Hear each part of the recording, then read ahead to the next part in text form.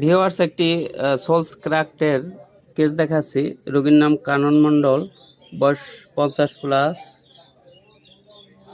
তার main complain ছিল sols cracked, 1 ইয়ার duration, 1 বছর ধরে পায়ের পাতা ফাটা ছিল, তাতে প্রচণ্ড জ্বালা যন্ত্রণা, ব্যথায় কষ্ট পাচ্ছিল, ইচিং, ওয়াটার অ্যাগ্রাভেশন, জল লাগলেই খুব চুলকাতো।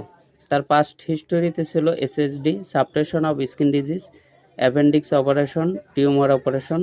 ফ্যামিলি হিস্টোরিতে বাবার বাতের ব্যথা ছিল। মাইন্ডে তেমন কিছু পেলাম না, তবে টাইপ অফ ফিলোসোফার দেখা গেল, ফিয়ার, ডার্কনেস। আর একটা সেন্সেশন আছে, sensation as if someone following from the behind. অন্ধকারে হাঁটলে মনে হয় যেন পিছনে কেউ হাঁটে। Heat cold relation hot, catches cold very easily কিছুটা আছে। Thirst plus plus double plus, পিপাসা ভালো, ঘাম অনেক এবং ঘামটায় দুর্গন্ধ হতো। Appetite normal, desire salt, prefer hot food, bread, onion. Aversion sweet, stool irregular, urine normal, sleep normal, dreams, dead man, flying, falling, menses, menopause, leucorrhoea কিছুটা আছে। সোলস বার্নিং, পায়ের তলায় জ্বালা ছিল। ওয়ার্স অ্যাট ফেস। এই রোগীকে আমি ব্রিমস্টোন প্রেসক্রিপশন করি। কেন আমি ব্রিমস্টোন প্রেসক্রিপশন করি?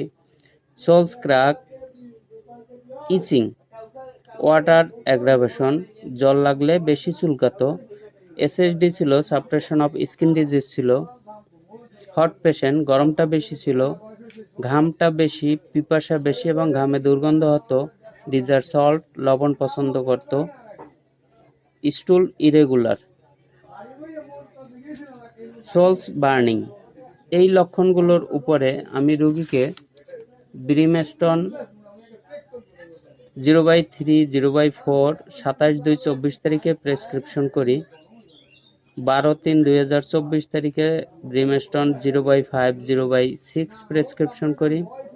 29/3/2024 ব্রিমস্টোন 0/7, 0/8 প্রেসক্রিপশন করি। শুনবো রোগীর মুখ থেকে রোগী কেমন আছে। আপনি তো পায়ের যন্ত্রণা নিয়ে অনেক কষ্টে ছিলেন এবং পায়ের যন্ত্রণার জন্য 3 বার আমার কাছ থেকে ঔষধ খেয়েছেন, তাই না? হয়। আগে কেমন ছিলেন? পায়ের কি কষ্ট হতো অনেক আপনার? যন্ত্রণা করছে এবং সব সময় চুলকাইতো। এখন ভালো বুঝি, ওই ওষুধ খেয়ে খুব ভালো বুঝি। আচ্ছা, আপনার পায়ের তলাটা একটু দেখান তো।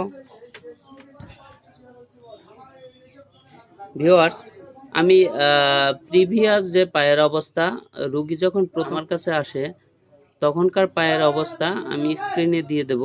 আর বর্তমানে পায়ের অবস্থা এই। আপনি খুশি আছেন অনেক? হয়।